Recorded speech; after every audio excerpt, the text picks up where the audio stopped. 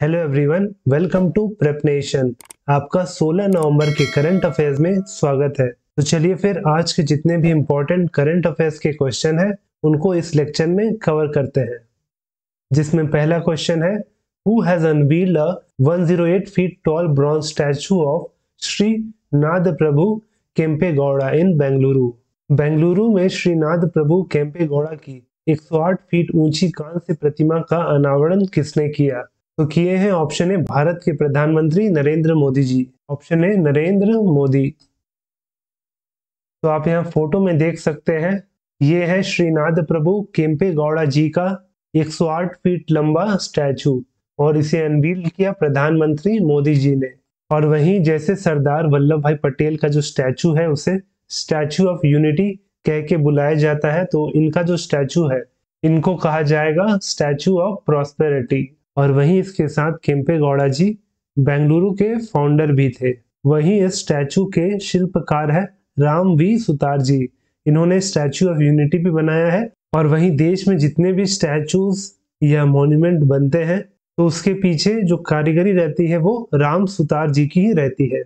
वहीं इस स्टैचू को बनाने के लिए 98 टन ब्रॉन्ज लगा है, तो वहीं 120 टन स्टील का उपयोग हुआ है।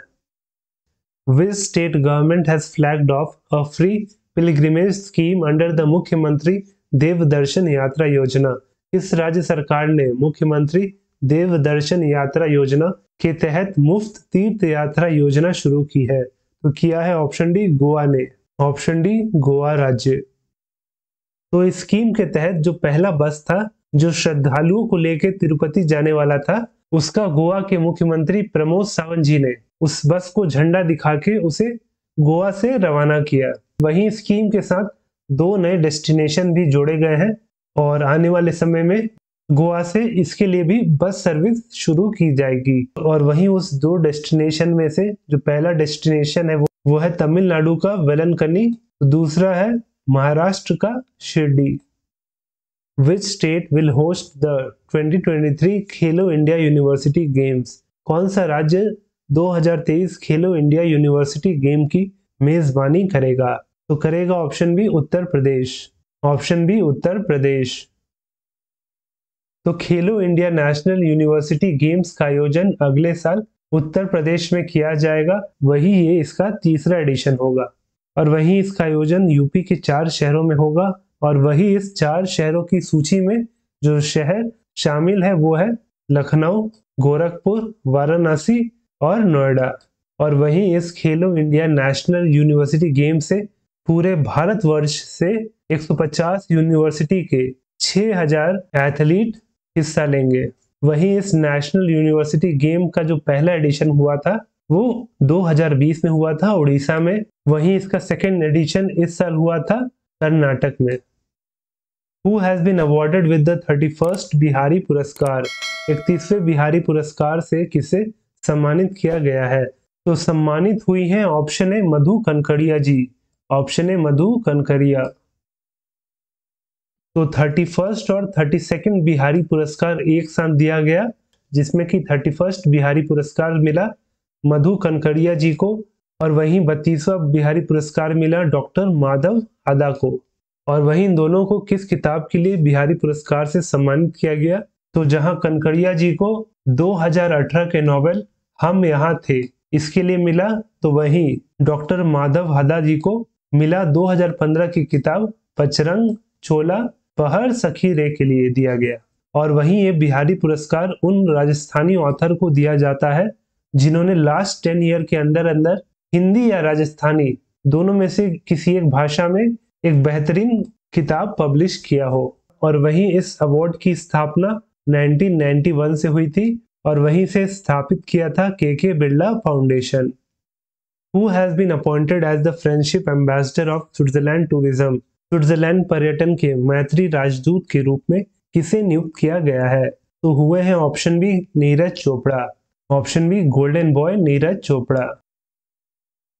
तो स्विट्जरलैंड टूरिज्म ने अपॉइंट किया है Olympic gold medallist Neeraj Chopra को एज इट्स फ्रेंडशिप एम्बेसडर।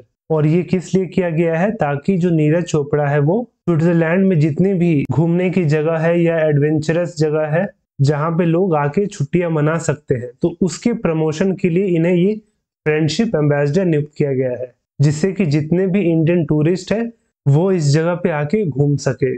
और वैसे अगर पैसा होता तो हम भी जाते स्विट्जरलैंड घूमने। खैर आगे चलते हैं। और वही इसके साथ ही जो नीरज चोपड़ा है, उन्होंने अपना गोल्ड विनिंग जेवलिन जो भाला था जिसको फेंक के उन्होंने गोल्ड मेडल जीता था, तो उसको इन्होंने दान कर दिया था ओलंपिक म्यूजियम को। और ये जो म्यूजियम है ये स्विट्जरलैंड के लुज़ेन में है।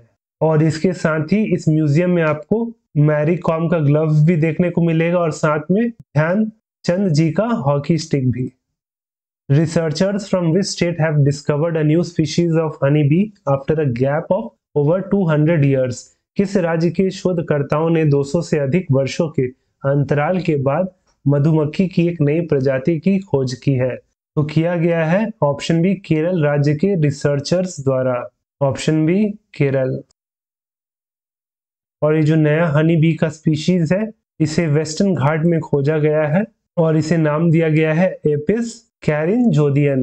एपिस कैरिनजोडियन। और वहीं इस मधुमक्खी को लोकली कहा जाता है इंडियन ब्लैक हनी बी। और वहीं जो इस रिसर्च की फाइंडिंग है इसे पब्लिश किया गया था एक जर्नल में जिसका नाम है एंटोमॉन। वहीं इस हनी बी के स्पीशीज के खोज के साथ जो दुनिया में हनी बी की स्पीशीज है वो बढ़ के 11 हो गई। तो इससे पहले 10 थी, अब 11 हनी बीज की स्पीशीज है पूरे दुनिया में। Who has won the gold medal at the Asian Boxing Championship in the 75 kilo women's category? 75 kilogram महिला वर्ग में एशियाई मुक्केबाजी चैंपियनशिप में स्वर्ण पदक किसने जीता है? तो जीती है option A Lovlina Borgohain. Option A Lovlina Borgohain. तो भारतीय मुक्केबाज लोवलीना बोर्गोहेन ने जीता है gold medal at the Asian boxing championship. और किस वर्ग में? तो जीता है 75 किलो वर्ग में और इन्होंने हराया उज्बेकिस्तान की रुज़मेतोवा तोखीबा को। वहीं इसके अलावा भी इस एशियन बॉक्सिंग चैंपियनशिप में भारत से 3 और महिलाओं ने गोल्ड मेडल जीता, जिसमें पहली भारतीय बॉक्सर है परवीन हुडा, सौइती बुरा और अल्फिया पठान। तो चारों ने इस एशियन बॉक्सिंग चैंपियनशिप में गोल्ड मेडल जीता है।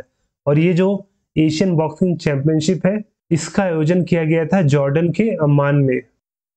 Which of the following personalities has inducted into the International Cricket Council Hall of Fame? निम्नलिखित में से किस व्यक्तित्व को अंतर्राष्ट्रीय क्रिकेट परिषद हॉल ऑफ फेम में शामिल किया गया है? तो हॉल ऑफ फेम में शामिल हुए हैं option A Shiv Narayan Chandra Paul, option B Charlotte Edwards और ऑप्शन सी अब्दुल कादिर। तो तीनों के तीनों हॉल ऑफ फेम में शामिल हुए हैं। तो इसका सही आंसर होगा option D all of the above. तो जो शिव नारायण चंद्र पॉल है ये वेस्ट इंडियन बैट्समैन है। वहीं शैरोलेट एडवर्ड्स जो है वो इंग्लैंड की women's world cup winning captain रह चुकी है। वहीं जो तीसरे खिलाड़ी है वो है पाकिस्तान के स्पिनर अब्दुल कादिर। तो इन तीनों को हॉल ऑफ फेम में शामिल किया गया है। वहीं इन तीनों को शामिल करने के साथ ही अब तक 109 क्रिकेटरों को हॉल ऑफ फेम में शामिल अब तक किया जा चुका है। और वहीं इस हॉल ऑफ फेम की शुरुआत आईसीसी द्वारा शुरू की गई थी 2 जनवरी 2009 को। Which cricket team has won Syed Mushtaq Ali T20 trophy 2022? किस क्रिकेट टीम ने सैयद मुश्ताक अली T20 ट्रॉफी 2022 जीता है? तो जीता है option C Mumbai cricket team. Option C Mumbai cricket team. तो मुंबई ने अपना पहला सैयद मुश्ताक अली ट्रॉफी जीता और इसने फाइनल में हराया हिमाचल प्रदेश को। और वहीं इसका जो फाइनल हो रहा था ये कलकत्ता के ईडन गार्डन्स में हो रहा था और साथ में ये इसका 15th एडिशन था। और अगर वहीं बात करें सैयद मुश्ताक अली ट्रॉफी की तो ये भारत का एक डोमेस्टिक T20 क्रिकेट चैंपियनशिप है जिसे BCCI ऑर्गेनाइज करता है। और वहीं इस ट्रॉफी का नाम former test cricketer Syed Mushtaq Ali ji के नाम पे रखा गया है। और वहीं ये ट्रॉफी वर्ष 2006 को शुरू हुआ था और वही जो इस ट्रॉफी का पहला सीजन था वो तमिलनाडु ने जीता था। और ये जो क्वेश्चन है वो आपके लिए है कि Tashigang world's highest polling station is in which state? विश्व का सबसे ऊंचा मतदान केंद्र टाशीगंग किस राज्य में है? तो आपको इसका सही आंसर नीचे कमेंट करके बताना है। वहीं हमारे ये डेली करंट अफेयर लेक्चर का PDF आपको हमारे टेलीग्राम चैनल प्रेप नेशन में मिल जाएगा। जिसका लिंक नीचे डिस्क्रिप्शन में दिया गया है। आप वहां पे जाके उसे फ्री में डाउनलोड कर सकते हैं।